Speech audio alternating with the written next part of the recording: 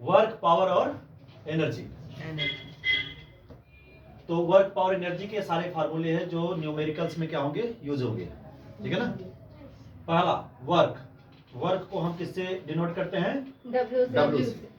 Work बराबर क्या होता है, फोर्स इनटू में डिस्प्लेसमेंट। क्लियर, फोर्स इनटू में displacement is equal to work. Clear. What is unit of the work, work unit है जूल। जानते हो आप वर्क यूनिट क्या होती है, joule. Second formula kinetic energy. तो पहले आप जानते हो एनर्जी जो है, to capacity to doing work is known as energy. Energy is two kinds, दो प्रकार के क्या होते हैं एनर्जी, काइनेटिक एनर्जी और पोटेंशियल एनर्जी। जो काइनेटिक एनर्जी होती है वह ऑलवेज डायनेमिक में पाया जाता है। डायनेमिक मतलब यदि कोई बॉडी मूव कर रही है ना, तो उसके अंदर क्या होगा, काइनेटिक एनर्जी। कोई बॉडी मूव कर रही है तो क्या होगा, काइनेटिक एनर्जी। जैसे आप साइकिल चला रहे हो तो उसके अंदर क्या है, काइनेटिक एनर्जी। बस चल रही है उसके अंदर क्या है, काइनेटिक एनर्जी। कार चल रही है उसके अंदर क्या है, काइनेटिक एनर्जी। कोई भी बॉडी जो मूव कर रही हो उससे क्या पाया जाता है, काइनेटिक एनर्जी पाया जाता है। ओके, अच्छा। काइनेटिक एनर्जी को हम लिखते हैं के ई से, या कभी कभी ई के से भी लिख देते हैं। तो काइनेटिक एनर्जी जो फार्मूला होता है वह याद होना जरूरी है। क्या फार्मूला होता है, हाफ एम वी का square. Clear, half M V square. Clear हो गया। एम क्या है, एम है बेटा mass of the body, V है velocity of the body. Clear, half M V square. तो आप जानते हो कैपेसिटी टू डूइंग वर्क तो क्या कहते हैं, एनर्जी। तो जो वर्क की यूनिट होगी वही काइनेटिक एनर्जी की भी क्या होगी, यूनिट। यानी वर्क की भी यूनिट जूल, काइनेटिक एनर्जी की भी यूनिट क्या होती है, जूल ही होती है। क्लियर। ये पोटेंशियल एनर्जी।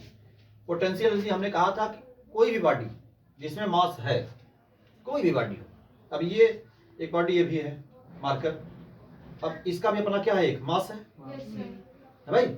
अब जो भी बॉडी है अगर उसमें मास है तो उसके अंदर पोटेंशियल एनर्जी है। क्लियर, कोई भी बॉडी हो धरती पर, अगर वो मास, उसके अंदर मास है तो they have a potential energy. कोई डाउट नहीं। पोटेंशियल एनर्जी को हम लिखते हैं EP, potential energy. Potential energy बराबर होता है एम जी एच। एम क्या है, मास ऑफ बॉडी। जी क्या है, एक्सेलरेशन ड्यू टू ग्रेविटी। जानते हो ना, जी की वैल्यू 9.8 या 10 मीटर पर सेकंड स्क्वायर होता है अप्रोक्स। और एच क्या है, हाइट। क्लियर। और इसकी भी यूनिट क्या होगी, जूल, क्योंकि potential energy is one type of energy. Potential energy is one type of energy. तो सेम एज यूनिट, एनर्जी की यूनिट अगर जूल होती है तो काइनेटिक एनर्जी की भी यूनिट जूल होगी, पोटेंशियल एनर्जी की भी क्या होगी, जूल। फार्मूला बढ़िया ढंग से समझ लोगे ना तो न्यूमेरिकल को समझने में क्या हो जाएगी, आसानी। और उसमें पुटअप कर दो, आंसर पा जाओगे। अब जो बताने जा रहे हैं थोड़ा सा आपको समझना हो, क्योंकि ये कल के क्लास में नहीं हुआ था। ये है पावर। पावर क्या होता है, पावर अब ऐसे समझो कि भाई आप, मुझे और आप दोनों को अगर रन कराया जाए, दौड़ाया जाए और एक टारगेट दिया जाए कि भाई ये टारगेट को अचीव करना है आपको। हम भी दौड़े, आप भी दौड़े, हो सकता है हम पहले पहुंच गए, आप बाद में पहुंचे। इसका मतलब हमने टाइम कम लिया और आपने टाइम ज्यादा लिया। तो पावर में रेट का, यानी रेट ऑफ टाइम का बहुत इंपॉर्टेंट होता है। जो टाइम कम लेता है इसका मतलब उसके अंदर पावर क्या है, ज्यादा। और जो टाइम क्या लेता है, सर एनर्जी ज्यादा होगी उसमें। वही एनर्जी मतलब पावर, एनर्जी मतलब पावर ही होगा। अभी बता दे रहे हैं, कहने मतलब जो टाइम कम लेगा उसके अंदर क्या है, पावर क्या है, ज्यादा। पावर ज्यादा मतलब एनर्जी ज्यादा। क्लियर। और जो टाइम ज्यादा लिया इसको मतलब उसके अंदर पावर क्या है, कम, या एनर्जी क्या है, कम। क्लियर। यानी उसका जो फार्मूला होता है, पावर को पी से लिखते हैं, पी बराबर होता है W/T। ठीक है। अब इसका डेफिनेशन देखो क्या होता है, इसको कहते हैं रेट ऑफ, क्या बोलेंगे इसे, rate of doing work. Rate मतलब टाइम से डिवाइड कर दो, किसी चीज को टाइम से डिवाइड कर दो, क्या निकल जाता है, रेट। क्या बोलोगे, rate of doing work is known as power. कोई डाउट किसी को नहीं, rate of doing work is known as power. अब कहोगे sir energy, power is one type of energy. ये देखो W क्या है प्रकार की?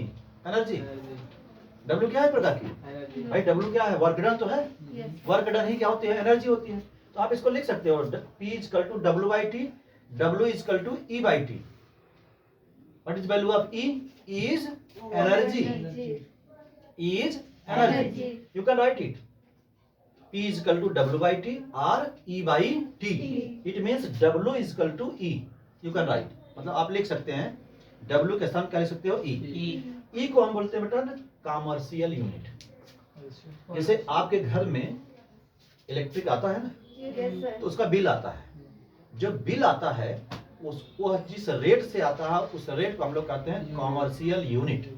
जैसे आप लिखा था 200 यूनिट, 500 यूनिट, 600 यूनिट, 1 यूनिट का 5 रुपया, तो 500 यूनिट अगर आपने स्पेंड किया है तो उसका मल्टीप्लाई करके आपका बिल आ जाता है आपके घर में। क्लियर हुआ? तो P बराबर W बाई टी होता है या E बाई टी भी होता है। कोई डाउट किसी को? W क्या है? वर्क डन, और वही वर्क डन क्या होती है? एनर्जी। तो डेफिनेशन बना सकते हो क्या? Rate of doing work is known as power. Rate of energy is known as power. Same चीज, rate of energy or rate of doing work equal to power. कोई डाउट किसी को? No sir.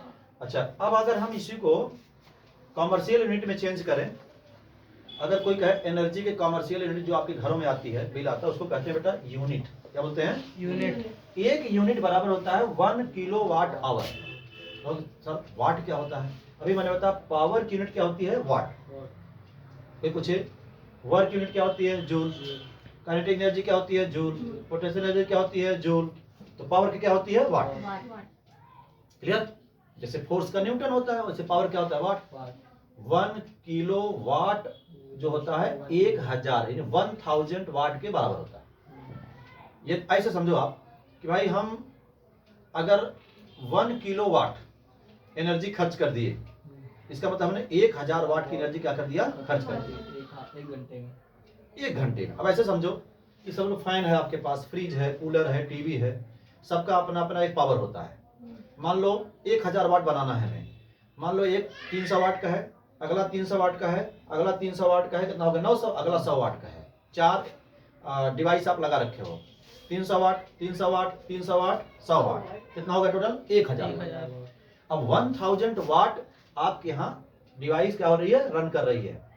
अगर वह 1 घंटा रन कर गई, यानी 1 घंटा चल गई, तो आपके घर में 1 यूनिट का बिल आ जाएगा। 1000 वाट का डिवाइस, चाहे एक ही हो, चाहे 4 हो, चाहे 6 हो, 1000 का होना चाहिए। 1000 वाट की डिवाइस अगर 1 घंटा चल गई तो आपके घर में 1 यूनिट का बिल आ जाएगा। क्लियर? 1 यूनिट बराबर क्या होता है बेटा? 1 किलो वाट आवर। कोई डाउट? अगर कोई पूछे कॉमर्शियल यूनिट क्या होती है, एनर्जी की कॉमर्शियल यूनिट क्या होती है, तो आपको भाई 1 कॉमर्शियल यूनिट होती है हमारी किलोवाट आवर। फिर पूछे कॉमर्शियल यूनिट क्या होती है, क्या बताओगे? Kilowatt hour. सर ये इनटू में क्या? ये KWH। हाँ, किलोवाट आवर, 1 किलोवाट और 1 आवर। 1 किलोवाट, हमने कहा ना 1 किलोवाट को 1 आवर अगर आपने खर्च कर दिया तो 1 यूनिट का बिल आ जाएगा। क्लियर हुआ? अब इसका जो कॉमर्शियल यूनिट फार्मूला होता है E बराबर, अगर क्रॉस मल्टीप्लाई कर दे इसमें क्या होगा? E बराबर P इंटू डी, यानी commercial energy equal to power into में टाइम। अब पावर किस में नापा गया? किलोवाट। टाइम किस में नाप रहे हो? आवर। देख लो, पावर किस में नापते हो? किलोवाट में या वाट में? पावर की यूनिट क्या होती है? वाट। उसका बड़ा यूनिट क्या होता है? किलोवाट। कैसे कहते हैं भाई? 1 kg और 1000 ग्राम, चाहे 1 kg लाओ चाहे 1000 ग्राम लाओ, क्या हो गया? तो E इक्वल टू क्या हो गया? P into T. P मतलब पावर, पावर यूनिट क्या होती है भाई? किलोवाट और वाट। T आवर और मिनट और सेकंड। लेकिन हम अपने घरों में जो बिल आता है किसमें नापते हैं? Kilowatt hour. अब इसको रट लो। कोई पूछ ले 1 किलो वाट इक्वल टू कितना होता है, तो आप लिखोगे 1000 वाट। 1000 यानी 1 किलो वाट इक्वल टू 1000 वाट। 1000 वाट अगर डिवाइस है, 1 आवर आपने क्या किया? स्पेंड कर दिया, तो आपके घर में 1 यूनिट का बिल आ जाए। क्लियर हुआ? यहाँ तक कोई डाउट? No sir. फार्मूला याद होना चाहिए क्योंकि क्वेश्चन जब आएगा तब फार्मूला लगाना पड़ेगा। अच्छा, अभी तक आप भाई वर्क डन पढ़ लिया कि वर्क डन बराबर होता है भाई फोर्स इनटू डिस्प्लेसमेंट, ये पढ़ा ना वर्क डन। अब एक चीज यहाँ जरा सुनिए, work done change of kinetic energy के बराबर होता है। अब देखो वर्क डन किसके बराबर होता है? Kinetic energy. Energy work done same, देखो एनर्जी वर्क डन क्या होता है? सेम। तो जो काइनेटिक एनर्जी होता है यानी वर्क डन जो होता है बेटा ना, वो चेंज ऑफ, इसको बताते हैं जो डेल्टा देख रहे हो इसे कहते हैं चेंज ऑफ काइनेटिक एनर्जी। क्या बोलेंगे? Change of. अब सपोज करो चेंज ऑफ काइनेटिक एनर्जी क्या है, जरा समझो।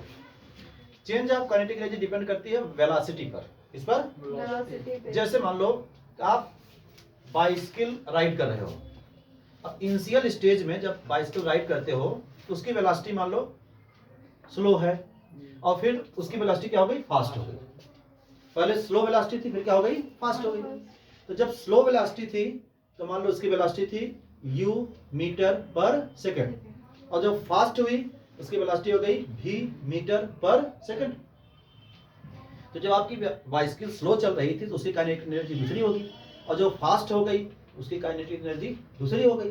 तो भाई कितना चेंज कर दिया आपने kinetic energy, change of kinetic energy. तो कहोगे final kinetic energy minus initial kinetic energy. Clear? ज्यादा जानने की जरूरत नहीं है, थोड़ा रट लो। वर्क डन जो होता है चेंज ऑफ, डेल्टा क्या कहते हैं? Change of kinetic energy. Work done change of potential energy, दोनों के बराबर होता है। चेंज ऑफ काइनेटिक एनर्जी या change of potential. Change of kinetic energy क्या होता है बेटा? Final kinetic energy minus initial kinetic. Final क्यों कर रहे हो? भी फाइनल वेलोसिटी है और ये क्या है? Initial velocity. तो चेंज ऑफ काइनेटिक एनर्जी क्या होगी? जैसे मैं ये कहूँ भाई कि किसी चीज को आप परचेज करने गए हो, पहले 5 रुपीज पर केजी है, फिर 10 रुपीज पर केजी हो गया। तो अब घर वाले पूछे भाई क्या चेंज हुआ, तो आप क्या करते हो? फाइनल माइनस माइनस करते हो ना, वही चीज। Final kinetic energy minus initial kinetic energy, तो क्या कहते हैं? Change of kinetic energy. क्या कहते हैं? Work done. कोई doubt? Same as work done is equal to change of potential energy, change of final potential energy minus initial potential. Final की height मान लो S2 है, यहाँ S2 है, फिर हाइट इतनी हो गई। पहले S2 हाइट थी नीचे से यहाँ तक, फिर इतनी हो गई, H1 हाइट होगी। तो चेंज ऑफ, अब यहाँ की पोटेंशियल एनर्जी अलग होगी, अब यहाँ की पोटेंशियल एनर्जी क्या होगी? अलग होगी। अब कोई क्या कितना चेंज हो गया, उसे आप कहोगे final potential energy minus initial potential energy. Very simple. तो कहीं ऐसा ना हो केवल एक ही याद कर लो, work done is equal to F into S होता है, काइनेटिक एनर्जी का ये होता है। नहीं, वर्क डन ये भी होता है, चेंज ऑफ काइनेटिक एनर्जी भी होता है और चेंज ऑफ पोटेंशियल एनर्जी को हम क्या कहते हैं? Work done. अच्छा, अभी हम कमर्शियल एनर्जी आपको बता रहे थे। कमर्शियल एनर्जी हम किसे लिखते हैं? 1 किलोवाट आवर से। अगर हम क्या है यूनिट, क्या है? एक प्रकार की एनर्जी तो है, तो एनर्जी की यूनिट क्या होती है? जूल। अब ये किसमें लिखा गया भाई? ये किसमें लिखा गया है? वाट में। किसमें लिखा है? वाट। अगर हम कहें 1 किलोवाट आवर कितने के बराबर होगा, कितने जूल के बराबर होगा? रट लो, 1 किलोवाट आवर बराबर होता है 3.6 इंटू 10 टू पावर 6 जूल। अगर पूछे जूल में बताओ तो रट लो, 1 किलोवाट आवर बराबर 3.6 into 10 to power 6 joule. Clear? Commercial unit अगर वाट में पूछे तो आप बताओगे 1 किलोवाट आवर, अगर पूछे जूल में तो 3.6 into 10 to power 6 joule. 1 mark का क्वेश्चन आपके पेपर में आ सकता है। ठीक है? 1 जूल बराबर क्या होता है बेटा? कल मैंने बताया था 1 न्यूटन इंटू 1 मीटर। 1 न्यूटन का फोर्स लगाओ, अगर यह ऑब्जेक्ट 1 मीटर डिस्प्लेस हो जाए तो उसे 1 जूल का वर्क डन हो जाता है। 1 joule is equal to 1 newton into 1 metre. दूसरा फोर्स का थोड़ा सा रिवाइज कर दे रहा हूँ। फोर्स इज इक्वल टू क्या होता है? Mass into acceleration. अगर वह एक्सेलरेशन ड्यू टू ग्रेविटी में काम कर रहा है, अप और डाउन काम कर रहा है, तो उसे कहेंगे mg। ए और जी, ए होता है लीनियर एक्सेलरेशन और जी होता है एक्सेलरेशन ड्यू टू ग्रेविटी। तो दोनों में थोड़ा डिफरेंस है। और फोर्स का यूनिट क्या होता है बेटा? न्यूटन। क्लियर? कोई डाउट किसी को? नहीं। ये सारे फार्मूले हैं जिसके बेस पर अभी न्यूमेरिकल आप करेंगे। ओके, अब आप बोलिए sir. A pair of bullocks exerted force of 100 Newton on a plough. The field being ploughed is 15 meter. How much work is done? ये कह रहा है एक बैल है, एक पेयर बैल है, जो खेत की जुताई कर रहा है कितना फोर्स लगा रहा है? 100 न्यूटन। क्लियर? फोर्स कितना लग रहा है? 100 न्यूटन। ठीक है। डिस्प्लेसमेंट कितना हो रहा है? 15 मीटर। 15 मीटर। तो क्या फाइंड आउट करना है हमें? क्या फाइंड आउट करना है? Find out. फाइंड आउट क्या करना है? Work done. W बराबर क्या होता है? F इंटू में S। F into S। Clear? तो फोर्स कितना है आपका? 100 न्यूटन इंटू डिस्प्लेसमेंट कितना है आपका? 15 मीटर। हो गया 1500 क्या? वर्क क्या होगा? जूल। 1500 जूल। हो गया आपका आंसर। सिंपल केस हो गया। सुनो भाई, न्यूमेरिकल दूसरा सुनिए क्या लिखा है। Calculate the work required to be done to stop a car of 1500 kg moving at a velocity of 60 kilometre per hour. करा एक कार है, वह 60 किलोमीटर पर आवर की वेलोसिटी से क्या कर रही है? मूव कर रही है।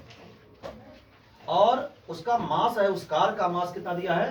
1500 kg। Mass of the car is 1500 kg and having velocity is 60 kilometre per our. अब कह रहा कितनी एनर्जी लगेगी उस कार को स्टॉप करने में। अगर आप उसको रोकने जाओगे तो कितनी एनर्जी लगेगी। क्लियर? तो सॉल्व करते समय, सॉल्यूशन निकालते समय देखो क्या क्या गिवन है। गिवन क्या है भाई? गिवन है mass of car. Mass of car कितना दिया है? 1500 kg। क्लियर? मास हो गया। अब क्या दिया है? वेलोसिटी। क्या दिया है? वेलोसिटी कितना दिया?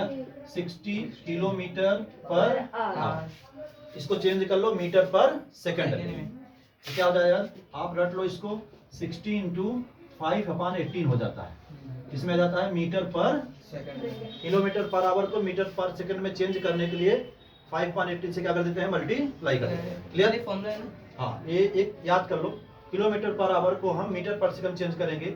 इसको याद कर लो आप। अगर किलोमीटर पर आवर को अगर हम चेंज करते हैं मीटर पर सेकंड में तो हम कितने से मल्टीप्लाई करते हैं? 5/18 से क्या कर देते हैं? मल्टीप्लाई करते हैं। कोई डाउट नहीं? चलो अब इसको हम अगर इसको सॉल्व कर लेते हैं तो हो जाता है ये 50/3 मीटर पर सेकंड आ जाएगा। सॉल्व करके सॉल्व कर दो कितना आ जाएगा? 50/3 मीटर पर सेकंड। मतलब इतनी वेलोसिटी से कार क्या कर रही है? मूव कर रही है। क्लियर? तो क्या क्या मिल गया? Mass of car, velocity. तो कह रहा कितनी एनर्जी लगेगी? एनर्जी फार्मूला लगा दो। क्या एनर्जी फार्मूला लगाओगे? E के बराबर हाफ m का स्क्वायर का स्क्वायर। Minus clear? माइनस नहीं आएगा।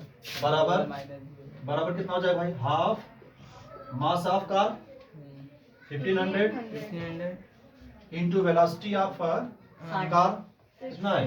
ये है 50/3 का होल स्क्वायर। क्लियर हुआ? अब इसको सॉल्व कर बेटा।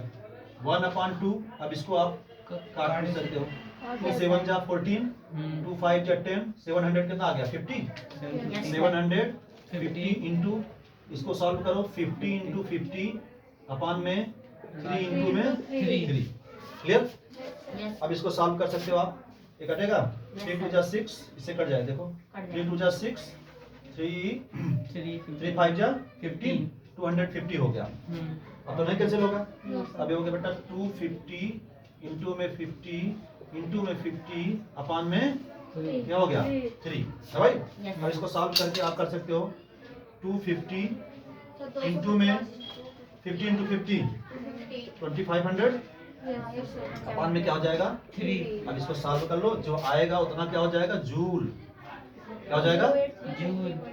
इसको मल्टीप्लाई कर 3 से क्या कर दो? डिवाइड कर। जो आएगा उतना जूल। आपको क्या करना पड़ेगा?